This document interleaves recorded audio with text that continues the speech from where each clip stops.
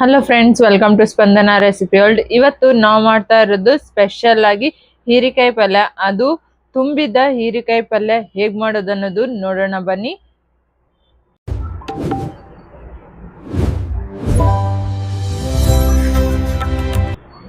ನೋಡಿ, ನಾನು ಈ ತರ ಎಳ್ಳನ್ನು ತಗೊಂಡಿದ್ದೀನಿ. 2 ಚಮಚದಷ್ಟು ಎಳ್ಳನ್ನು ತಗೊಂಡ್ಬಿಟ್ಟು ಚೆನ್ನಾಗಿ ಹುರ್ಕೋತಾ ಇದ್ದೀನಿ.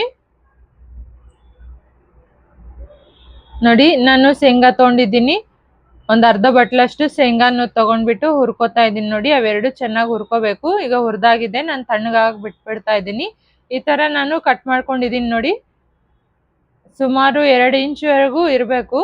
ಅದನ್ನ ಈ ತರ ಕಟ್ ಮಾಡ್ಕೊಂಡಿದ್ದೀನಿ ನಾನು. ಈಗ ನಾನು ಅದು ತಣ್ಣಗಾಗಿದೆ, ಮಿಕ್ಸಿಗೆ ಹಾಕ್ತಾ ಇದ್ದೀನಿ. ಎಳ್ಳು ಮತ್ತು ಶೇಂಗಾ ಅನ್ನೋದು ಈ ತರ ಪೌಡರ್ ಆಗಿದೆ ನೋಡಿ. ಅದು ಈ ತರ ದರ್ದರಿಯಾಗಿರ್ಬೇಕು ಪೌಡರ್ ಅನ್ನೋದು. ಈಗ ನಾನು ಒಂದು ಪ್ಲೇಟಿಗೆ ತಕ್ಕೋತಾ ಇದ್ದೀನಿ ಪೌಡರು. ಅದಕ್ಕೆ ಅರಿಶಿನ ಹಾಕ್ತಾ ಇದ್ದೀನಿ, ಅರ್ಧ ಟೀ ಸ್ಪೂನ್ ಅಷ್ಟು. ಅದೇ ತರ 1.5 ಚಮಚದಷ್ಟು ಖಾರ ಅನ್ನೋದು ಹಾಕ್ತಾ ಇದ್ದೀನಿ.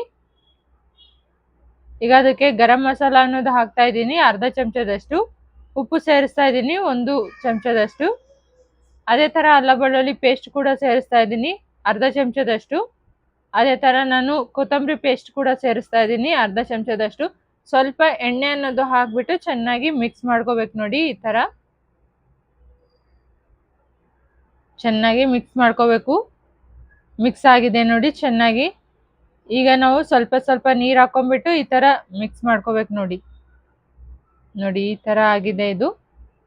ಈಗ ನಾನು ಇದನ್ನ ಹೀರೆಕಾಯಿ ಅನ್ನೋದು ಈ ತರ ಕಟ್ ಮಾಡ್ಕೊಂಡಿದ್ದೇವಲ್ಲ, ಅದ್ರೊಳಗಡೆ ನಾನು ಇದು ಹೂರ್ಣ ಅನ್ನೋದು ತುಂಬ್ತಾ ಇದ್ದೀನಿ. ನೋಡಿ,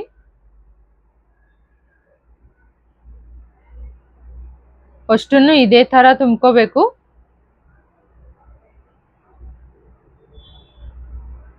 ನಾವು ಬದನೆಕಾಯಿಗೆ ಹೇಗೆ ತುಂಬ್ಕೋತೀವೋ ಅದೇ ತರ ತುಂಬ್ಕೋಬೇಕು. ನೋಡಿ, ಅಷ್ಟನ್ನು. ಈಗ ನಾನು ಈ ತರ ಎಣ್ಣೆ ಅನ್ನೋದು ಹಾಕೊಂಡಿದ್ದೀನಿ. ಒಂದು ಪಾತ್ರೆಯಲ್ಲಿ 3 ಚಮಚದಷ್ಟು ಎಣ್ಣೆ ಹಾಕೊಂಡ್ಬಿಟ್ಟು ಅದರಲ್ಲಿ ನಾನು ಹೀರೆಕಾಯಿ ಅನ್ನೋದು ಹಾಕ್ತಾ ಇದ್ದೀನಿ. ನೋಡಿ, ಇದೇ ತರ ಹಾಕೋಬೇಕು. ಅಷ್ಟನ್ನು ಹಾಕಿದ್ದೀನಿ ನಾನೀಗ. ಹಾಕ್ಬಿಟ್ಟು ಸ್ವಲ್ಪ ಕಲಿಸ್ಬೇಕು ಅಷ್ಟೇನೆ. ಕಲಿಸ್ಬಿಟ್ಟು ಸ್ವಲ್ಪ ಮುಚ್ಚಿಟ್ಬಿಡೋಣ ಒಂದು 10 ನಿಮಿಷ. ನೋಡಿ ಎಷ್ಟು ಚೆನ್ನಾಗಿ ಕುದೀತಾ ಇದೆ ನೋಡಿ. ನಾನು ಅದರಲ್ಲಿ ನೀರು ಕೂಡ ಹಾಕಿಲ್ಲ, ಹೀರೆಕಾಯಿನೇ ನೀರು ಬಿಡ್ತಾ ಇರೋದು. ನೋಡಿ ಎಷ್ಟು ಚೆನ್ನಾಗಿ ಇದಾಗಿದೆ. ಈಗ ನಾನು ನೀರು ಅನ್ನೋದು ಹಾಕ್ತಾ ಇದ್ದೀನಿ. ನೋಡಿ, ಸ್ವಲ್ಪ ಕುದ್ದಾಗಿದ ತಕ್ಷಣ ನೋಡಿ ಇನ್ನೂ ಕುದೀತಾ ಇದೆ. ನೋಡಿ, ಎಣ್ಣೆ ಅನ್ನೋದು ಯಾವ ತರ ಸಪ್ರೇಟ್ ಆಗ್ತಾ ಇದೆ ನೋಡಿ. ಈಗ ನಾನು ಉಳಿದಿರ್ತಕ್ಕಂಥ ಎಲ್ಲ ಪೌಡರ್ ಕೂಡ ನಾನು ಅದಕ್ಕೆ ಮಿಕ್ಸ್ ಮಾಡ್ತಾ ಇದ್ದೀನಿ. ಮಿಕ್ಸ್ ಮಾಡಿ ಚೆನ್ನಾಗಿ ಕಲಿಸ್ಕೋಬೇಕು. ಕಲ್ಸ್ಕೊಂಡ್ಬಿಟ್ಟು ಒಂದು 5 ನಿಮಿಷ ಕುದಿಯಕ್ಕೆ ಬಿಡೋಣ. ನೋಡಿ ಎಷ್ಟು ಚೆನ್ನಾಗಿ ಕುದೀತಾ ಇದೆ.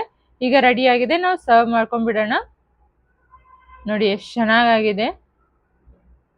ಇದು ಚಪಾತಿ ಜೊತೆನೂ ಚೆನ್ನಾಗಿರುತ್ತೆ, ಅನ್ನದ ಜೊತೆನೂ ಚೆನ್ನಾಗಿರುತ್ತೆ. ನೀವು ಮನೇಲಿ ಮಾಡ್ಕೊಳ್ಳಿ, ತಿನ್ನಿ.